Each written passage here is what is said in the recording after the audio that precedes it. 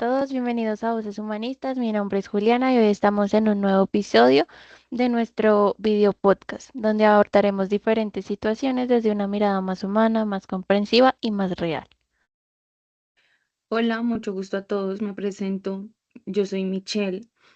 Me gustaría mucho convertir en este espacio con ustedes porque justamente nos permite hablar de cosas que muchas veces en la vida se viven en silencio, pero que claramente son más comunes de lo que nosotros creemos.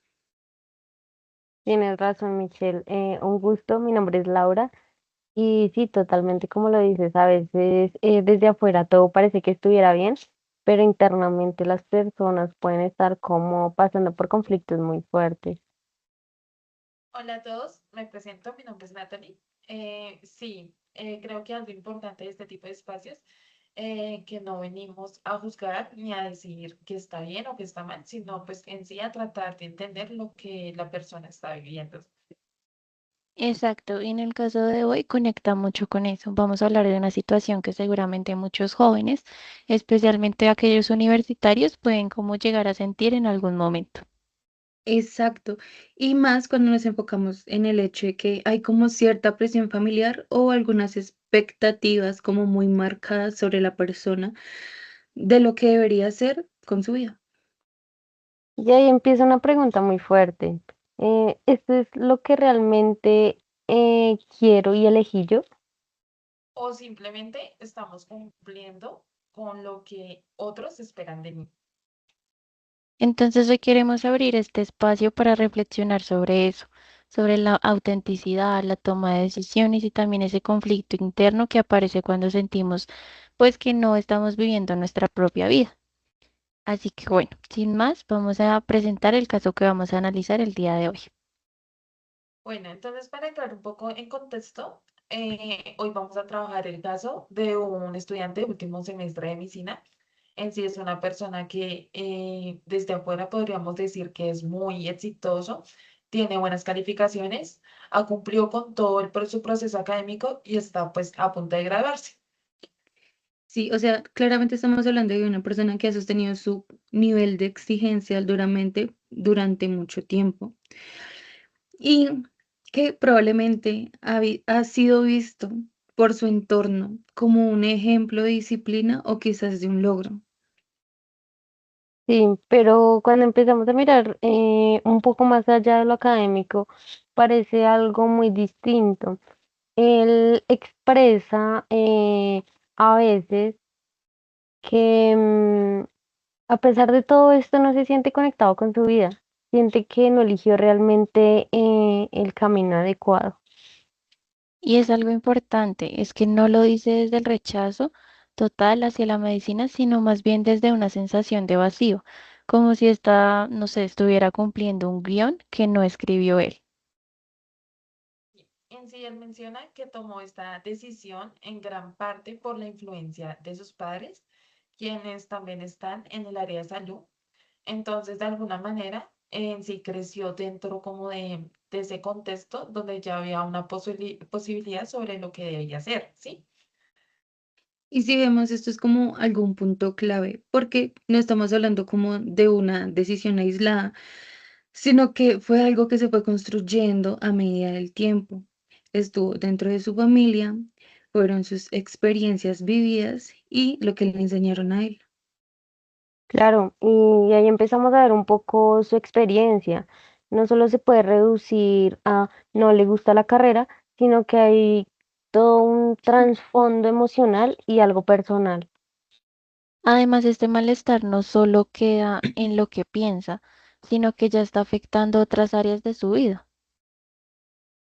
Si, por ejemplo, ha presentado dificultades para dormir, cambios en su alimentación, se ha aislado socialmente y en sí, en general, su bienestar emocional.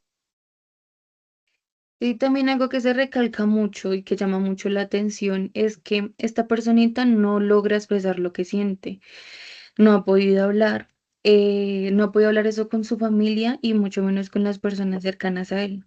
Entonces, Vale. todo esto lo está viviendo muy hacia adentro, lo guarda, lo procesa solo. Y eso muchas veces intensifica como tal el malestar, porque como tal no hay un espacio donde él pueda validar lo que siente o cuestionarlo con alguien más. Entonces, más allá de verlo como un estudiante con dudas, lo que tenemos es una persona que está atravesando un conflicto interno muy importante. Entonces, lo que ha construido hacia afuera y lo que está haciendo internamente. O sea que en pocas palabras es como si hubiera una desconexión entre su vida externa, que es todo lo que ven, y su experiencia interna, que es lo que realmente él está viviendo.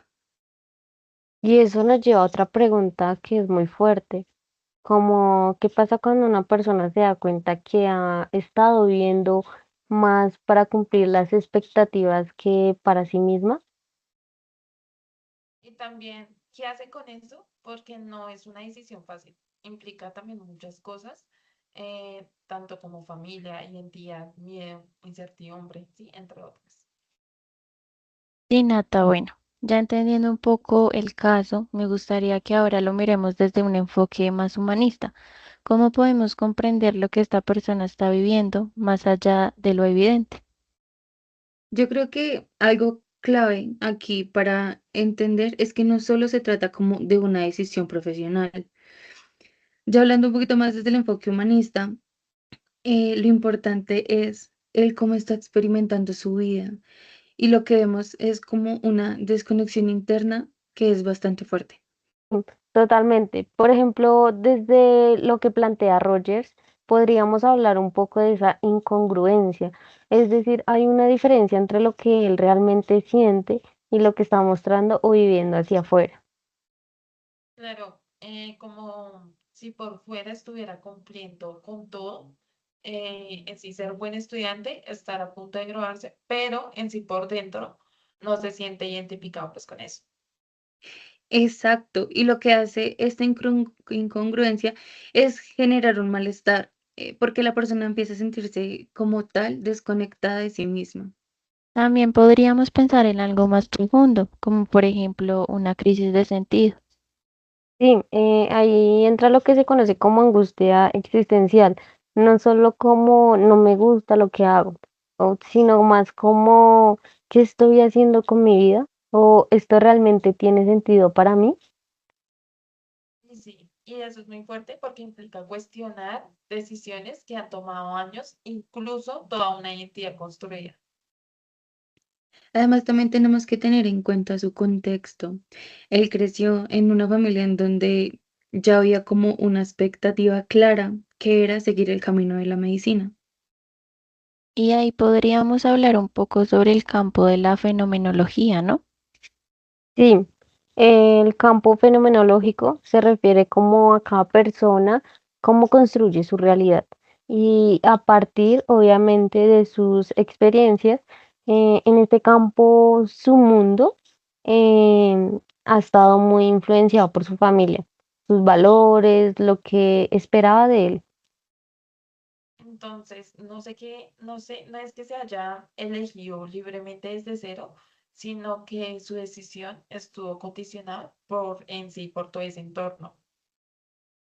Entonces, ya con todo lo que hemos hablado, hay algo muy importante aquí y es que a pesar de todo esto, él se empieza a sentir incómodo y eso desde el enfoque humanista, si lo hablamos así, es algo negativo para la persona, ¿Por qué lo dices? porque puede ser una señal de su tendencia actualizante. Exacto, esa idea de todo, de que todos los seres humanos tenemos una capacidad interna de crecer y desarrollarnos, busca que realmente nos dé sentido, que nos hace el sentido. Entonces, ese malestar podría verse no solo como en sí como un problema, sino como una especie de alarma interna, por decirlo así, que le está diciendo algo no está alineado conmigo, ¿sí?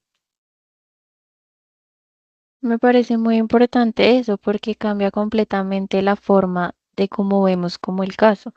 No vemos como alguien que está fallando, sino como alguien que está empezando a cuestionarse. Exacto. Y no se puede ser como un punto de quiebre, como algo incómodo, pero también puede ser quizás una nueva oportunidad.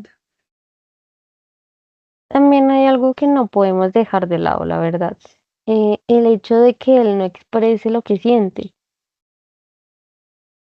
Sí, eso puede tener que ver un poco con el miedo, en sí miedo como a decepcionar a sus padres, a romper esas expectativas o incluso a no saber qué hacer después.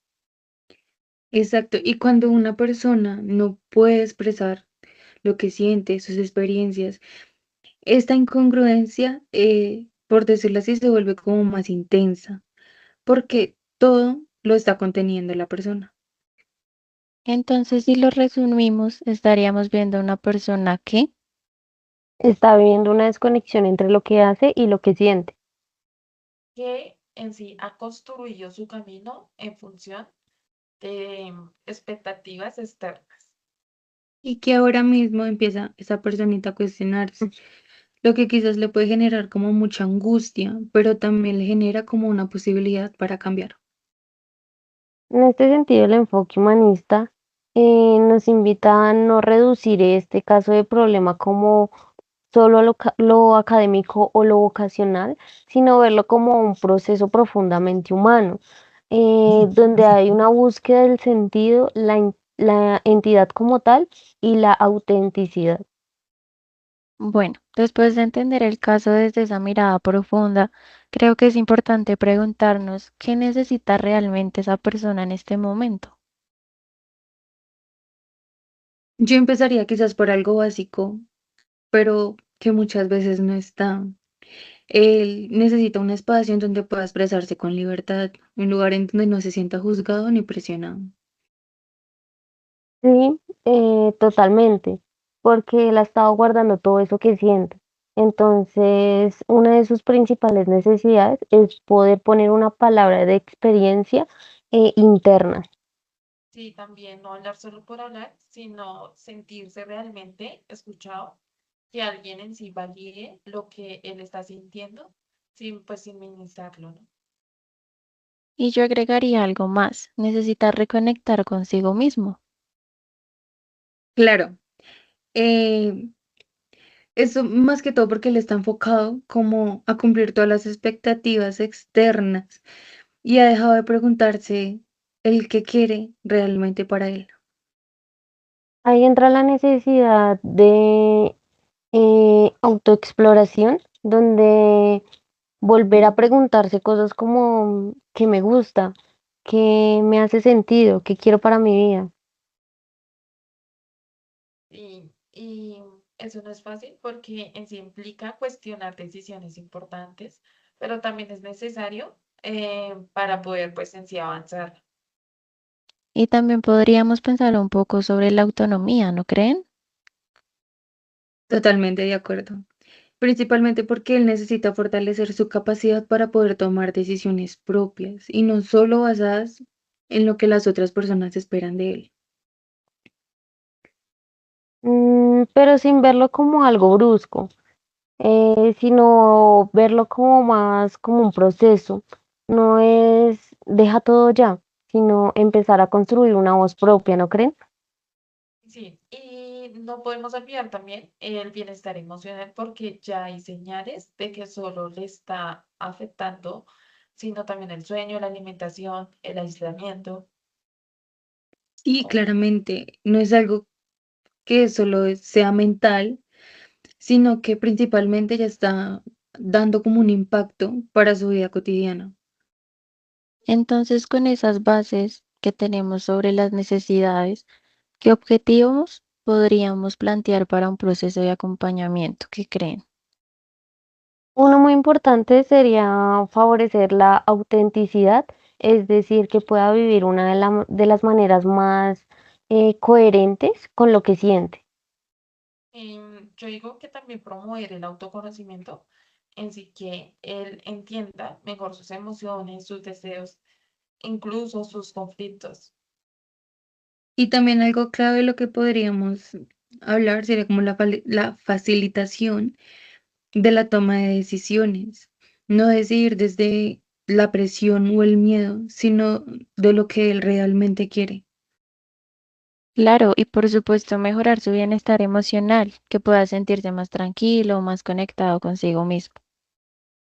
Yo creo que algo importante es que estos objetivos no buscan decirle qué hacer con su vida, para mí. Mm, sería más acompañarlo a descubrir por sí mismo. Exacto, porque si lo hablamos desde el enfoque humanista, confiamos en que la persona tiene la capacidad de encontrar su propio camino. Claro, entonces más que cambiarle la vida, lo que buscamos es crear las condiciones para que él pueda comprenderse un poco mejor y decidir pues desde su propia autenticidad. Ujú, sí, bueno, como yo creo que entendiendo todo esto, lo que implica este caso, creo que es importante resaltar o preguntarnos cómo acompañaríamos a esta persona sin caer en imponerle decisiones. ¿Ustedes qué creen? Pues yo creo que lo primero sería como posicionarnos desde un lugar muy claro. Nosotros no somos quien le vamos a decir qué es lo que él tiene que hacer con su vida. Sí, totalmente. Desde el enfoque de Roger, la base sería generar un espacio donde pueda sentirse seguro, aceptado y obviamente comprendido. Y eso implica algo muy importante, dejar de lado como ese rol de experto que tiene respuestas y asumir un rol más humano, más cercano con él. Ujú. Y otra pregunta que se me generó es cómo se empezaría ese proceso. Pues principalmente, como primordial, sería como crear un vínculo con esta persona. Si él no se siente en confianza, difícilmente le va a costar expresar lo que realmente le pesa. Ahí entra la empatía profunda. No solo es entender lo que dice, sino tratar de conectar con lo que está sintiendo. Y también pienso que es desde la aceptación incondicional, es decir, que él no se sienta que tiene que ser de cierta forma para ser escuchado. Sí, algo que me parece totalmente clave, por decirlo así, es que él nunca se ha permitido cuestionar realmente su camino. Exacto. Entonces, quizás como un pedacito de la parte de intervención sería como facilitar ese cuestionamiento, pero de una forma acompañada y no brusca. Claro, tienes razón, porque si se hace de golpe, pues puede generar más ansiedad o tal vez un bloqueo. Entonces, más que confrontarlo, sería invitarlo a reflexionar poco a poco. Bueno, chicas, entonces, si quieren, podemos mostrar algún ejemplo de cómo sería ese acompañamiento, ¿no creen? Sí, sí, me parece Sí, súper bien. sí estoy Podríamos de empezar acuerdo. algo como, me gustaría entender cómo estás viviendo este momento de tu vida. ¿Qué les parece? En- Siento que todo el mundo espera algo de mí y no sé si en verdad eso es lo que yo quiero. En lugar de decirle qué hacer, podríamos responderle cómo parece que hay una presión muy fuerte. ¿Cómo es para ti vivir con eso? Es algo agotador, pero también me genera un poco de miedo el pensar en cambiar. Sí, claro, tiene sentido que puedas sentir miedo. ¿Qué crees que pasaría si empezaras a escucharte más a ti y a otros? Bueno, chicos, ahora sí hablemos un poco de aquellas herramientas concretas que podríamos usar como en este espacio y proceso. Primero está la escucha activa y el reflejo emocional. No se trata solo de escuchar, sino devolver lo que estás sintiendo. Un ejemplo de esto sería como, siento que estás muy dividido entre lo que quieres y lo que esperan de ti. También desde el enfoque gestal, la silla vacía sería muy útil. Ay, sí, ahí él podría expresar lo que nunca ha hecho, por ejemplo, pues a sus pares. También servirían frases como, siento que he vivido mucho tiempo bajo sus expectativas o quizás tengo miedo como a decepcionarlos. También pienso que el diario emocional le puede servir mucho a cómo gestionar todas esas emociones o todo lo que está sintiendo. Sí, porque le permite conectar con lo que siente sin presión externa. Sí, otra también podría ser la línea de vida para en sí identificar esos momentos claves donde dejó de decidir por sí mismo. También podemos hacer un poco de preguntas existenciales, como ¿qué significa para ti tener una vida con sentido? ¿O qué te haría sentir que estás viviendo tú mismo? Creo que esta es una de las partes más importantes, que es como nuestro rol. No somos quienes tienen la verdad. Somos quienes acompañan en el proceso, incluso cuando no hay algún tipo de respuestas claras.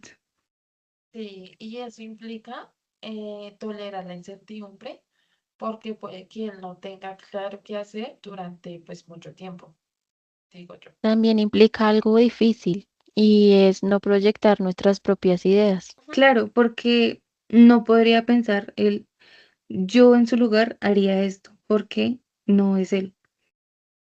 El punto es ayudarlo. La idea es que él descubra lo que es más coherente con su experiencia. Y también confiar en su capacidad. En sí, desde el enfoque, si lo vemos humanista, creemos que en sí la persona tiene dentro de sí los recursos para crecer. Entonces, más que intervenir para cambiar una decisión específica, lo que buscamos principalmente es cómo facilitar ese proceso de autodescubrimiento. Claro, donde él pueda sentirse escuchado, pueda cuestionarse y asimismo poder decidir. Desde su propia autenticidad. Y no desde la presión externa. Bueno, chicas, antes de cerrar, creo que es muy importante mirarnos también a nosotros como facilitadores. ¿Qué retos o tensiones podríamos enfrentar al acompañar un caso como este? Yo creo que los principales retos que podríamos tener es como evitar querer resolver la situación de una forma rápida. A veces uno siente como la necesidad de dar respuesta o una solución, pero sabemos que desde este enfoque no es lo más adecuado. Sí, totalmente. También puede aparecer el juicio, incluso sin darnos cuenta, hacia una familia, hacia decisiones que ha tomado el estudiante. Sí, y ahí es donde necesitamos trabajar mucho en sí en nuestra autoconciencia para no imponer nuestras creencias o también nuestras experiencias personales. ¿Qué suele pasar? Claro, también creo que es un reto aprender a tolerar como esa incertidumbre, ¿verdad?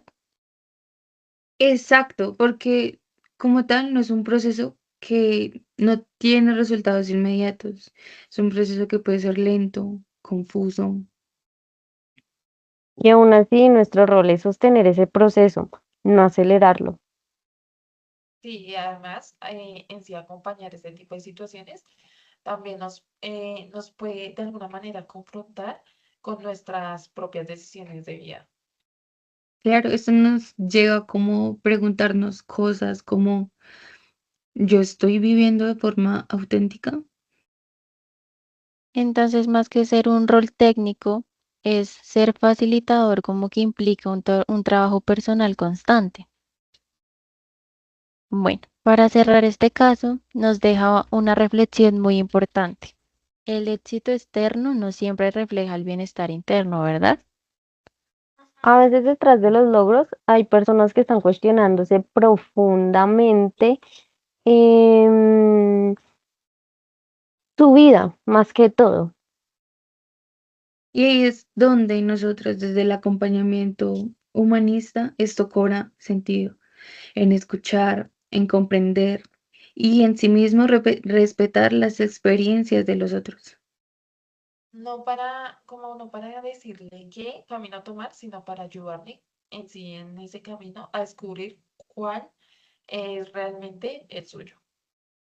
Y yo creo que sería todo, muchachas, ¿no? Muchas gracias. Nos vemos en un próximo episodio. Hasta luego. Chao.